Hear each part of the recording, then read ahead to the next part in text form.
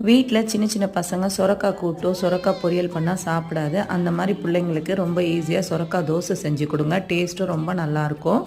இப்போ ஒரு பிஞ்சி சொரக்காவாக பார்த்து எடுத்திருக்கேன். விதைலாம் எதுவுமே இல்லை, நல்லா சாஃப்டாக இருக்குது. தோலை எடுத்துட்டு சின்ன சின்ன பீஸாக கட் பண்ணிக்கோங்க.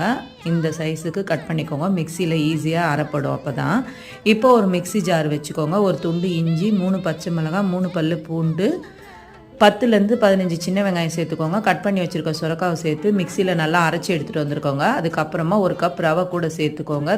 தேவையான அளவு உப்பு போட்டு கொஞ்சமாக தண்ணி விட்டு அரைச்சி எடுத்துகிட்டு வந்து இப்போ ஒரு பாத்திரத்துக்கு மாற்றிடுங்க. இதுக்கு தாளிப்பு வேணும்னா கொடுத்துக்கலாம். நான் எதுவுமே பண்ணலை. முக்கால்வாசி அரைச்சிக்கோங்க. இப்போ மிக்சி ஜாரை அலசி கொஞ்சம் தண்ணி விட்டு தோசைக்கல்ல சூடானதுக்கப்புறம் நல்லா மெல்லிசாவோ திக்காவோ உங்களுக்கு எப்படி வேணுமோ தேய்ச்சி எடுத்துக்கோங்க. தோசை ரொம்ப டேஸ்ட்டாக இருக்கும். அதே மாதிரி அந்த சொரக்காய் ஸ்மெல்லு கூட வராது. அவ்வளோ காம்பினேஷன் இந்த கார சட்னி. ட்ரை பண்ணுங்கள். தேங்க்யூ.